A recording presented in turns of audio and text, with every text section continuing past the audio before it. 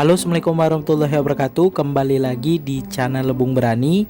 Apa kabarnya teman-teman sekalian? Semoga teman-teman yang menyaksikan video ini dalam keadaan sehat walafiat, dan ikan-ikan mas koki yang teman-teman pelihara di akuarium juga dalam keadaan sehat.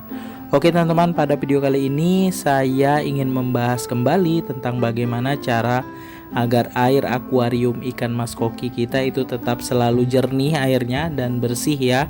Jadi ikan yang kita pelihara juga sehat, serta kita juga melihat akuarium itu makin semangat. Jadi untuk para penghobi pemula mungkin sering ya mengalami air akuariumnya cepat kotor, berkabut, kotoran sulit tersedot oleh pompa filter. Silahkan simak video ini supaya tahu cara mengatasinya seperti apa.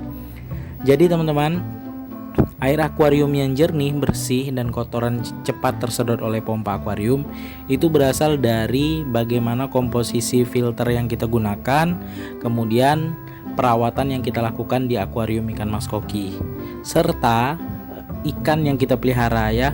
Jadi di sini yang pertama adalah peralatan filtrasi yang kita gunakan ya. Mulai dari pompa itu harus sesuai dengan kebutuhan akuarium kita. Ya, kalau kalian belum tahu besaran pompa yang harus kalian gunakan di setiap akuarium, tinggal kalikan panjang akuarium kali lebar akuarium kali tinggi akuarium, dapat hasilnya nanti dibagi 1000 teman-teman ya. Nah, nanti dapat hasil dibagi 1000 itu dikali 8 atau lebih bagusnya dikali 10. Nah, kalau saya sarankan itu sebaiknya dikali 10 ya. Misalnya dapat nanti di hasil dikali 10 tadi dapat 1400 ya. Jadi kalian gunakan pompa 1400 liter per jam, atau kalian naikkan misalnya 1600, tapi jangan terlalu besar, karena kalau terlalu besar nanti daya listriknya mahal, kemudian juga arus yang diciptakan dari output filternya itu besar ya, sehingga itu bisa mengganggu kehidupan ikan mas koki di akuarium. Kemudian ya, filter yang kita gunakan, kalau mekanis dari dulu sering saya jelaskan, mekanis itu harus kita menggunakan yang berlapis. Kenapa berlapis? Supaya lebih maksimal dalam menyaring kotoran dan filter kita tidak mampet. Nah, ada juga yang komentar bilang filter seperti itu kapasnya bisa menyumbat filter lubang output di filter mekanis. Jadi kalau misalnya tidak pakai tatakan memang bisa bikin luber, tapi kalau kita bikin filter mekanis pakai tatakan itu dipastikan tidak akan luber. Nah, kalau pakai filter talang saya sarankan harus 2 tingkat teman-teman ya. 1 tingkat khusus mekanis dan bawahnya full biologis. Boleh pakai lampu UV. Kalau misalnya kalian pakai sekat ya, filternya di chamber terakhir pakai lampu UV. Kemudian untuk mekanis tadi ya, susunannya dari yang paling jarang ke paling rapat. Misalnya pakai jaring nelayan atau pakai biofoam. Kemudian grain wall ya, kapas yang warna hijau. Teman-teman silahkan cari di internet ya, ataupun di toko online itu banyak sekali ya yang menjual. Atau yang saat ini yang saya lihat itu kapas 8D ya, yang berlapis itu. Nah, teman-teman bisa gunakan pakai 3-4 lapis ya, itu bagus sekali untuk filtrasi mekanisnya. Nah, setelah mekanisnya sudah tersusun dari yang paling jarang ke paling rapat, kemudian biologisnya itu ya full batu apung boleh, atau mau pakai lampu UV juga boleh teman-teman. Jadi dari komposisi filter tadi, kotoran yang tersedot akan tersaring maksimal di mekanis, kemudian air yang bersih akan diproses lagi amoniaknya di filter biologis teman-teman. Sama ya, kalau misalnya pakai sun filter juga seperti itu. Tinggal kalau pakai sun filter itu mungkin mekanisnya lebih banyak ya. Kemudian selanjutnya yang kita lakukan adalah kita selalu mengisi air akuarium kita dengan air yang benar-benar bersih ya teman-teman ya. Misalnya kalau saya di sini di rumah saya ini, saya menggunakan air sumur. Nah, saya sudah tahu kualitas air sumur saya ya. Jadi airnya memang benar-benar bersih, jernih ya. Jadi memang layak untuk diisi ke akuarium. Kalau misalnya di tempat saya ini ya, kualitas air itu berubah ketika musim penghujan ataupun mau banjir itu teman-teman. Nah, itu airnya agak berkabut. Tapi setelah dimasukkan ke akuarium itu airnya bisa jernih ya, karena berkabut itu tercampur dengan air hujan teman-teman, air sumurnya, tapi nggak merubah rasa airnya dan juga tidak merubah kualitas airnya, cuman warnanya sedikit berkabut saja.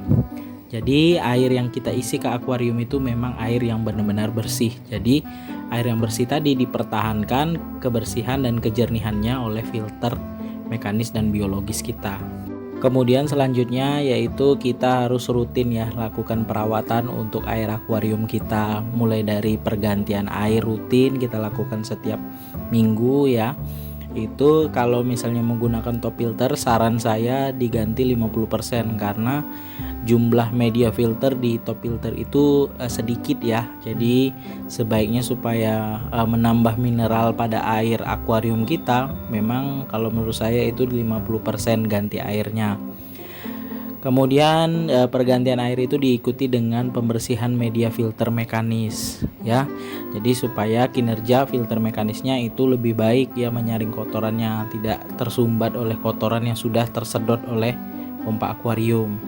Nah, ini juga tidak lupa kita rutin juga menggosok kaca akuariumnya ya. Mungkin ada lumut, sering kita menghidupkan lampu agak lumayan lama, bisa tumbuh lumut kecoklatan yang agak merusak keindahan dari akuarium kita. Itu rutin digosok setiap minggu ya, supaya kaca akuariumnya tetap bening. Sebenarnya pelihara ikan mas koki di akuarium itu tidak ada aturannya ya. Kita mau pelihara sebanyak apa, cuma kita harus terima resikonya kalau kita pelihara ikan mas koki terlalu banyak. Yang terjadi adalah kotoran ikan mas koki bisa menumpuk. Nah, ikan mas koki ini beda dengan ikan-ikan hias lainnya ya teman-teman, karena biasanya ikan mas koki itu dia tidak pernah mengenal rasa kenyang. Jadi kita sebentar saja kasih, nanti 5 menit lagi kita kasih pelet, dia akan makan lagi. Nah, keseringan ikan mas koki tadi makan, maka kotoran juga akan banyak teman-teman di akuarium kita. Nah, maka dari itu kita harus kontrol ya cara kita kasih makan ikan mas koki. Kalau kita pakai food timer, kalau kita tidak grooming, itu cukup dikasih 5-6 kali saja dalam satu hari. Kalau misalnya kita grooming ya terserah, mau 10 kali pun nggak masalah. Tapi ya perawatan tadi harus rutin, ganti air rutin, bersihkan media filter mekanisnya juga rutin. Kemudian pelihara ikan mas koki itu jangan terlalu banyak dalam satu akuarium, karena kotorannya tadi banyak ya, kita kasih makannya juga banyak, sehingga air akuarium kita kualitasnya akan menurun ya, cepat berkabut, cepat kotor, bahkan kotoran itu sulit tersedot oleh pompa akuarium. Nah, kalau rumusan yang biasanya digunakan penghobi ikan hias mas koki, satu ikan tuh butuh 30 liter air. Jadi kalau kalian punya akuarium 100 liter, artinya cuma pelihara 3-4 ekor saja teman-teman. Ya masih ditoleransi lah ya, sedikit lebih, tapi jangan terlalu banyak.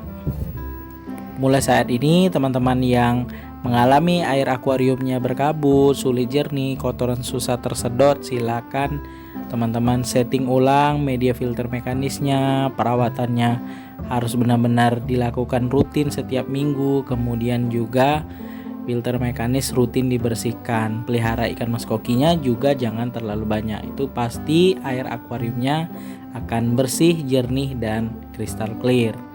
Oke teman-teman, sekian dulu video saya kali ini. Semoga bermanfaat untuk teman-teman para penghobi ikan hias mas koki. Jangan lupa dukung terus channel Lebung Berani dengan cara subscribe, like, komen, serta share videonya agar channel Lebung Berani dapat berkembang dan terus menginspirasi teman-teman para penghobi ikan hias mas koki. Jika ada pertanyaan silakan ditulis di kolom komentar ya teman-teman ya, atau menyanggah apa yang saya sampaikan.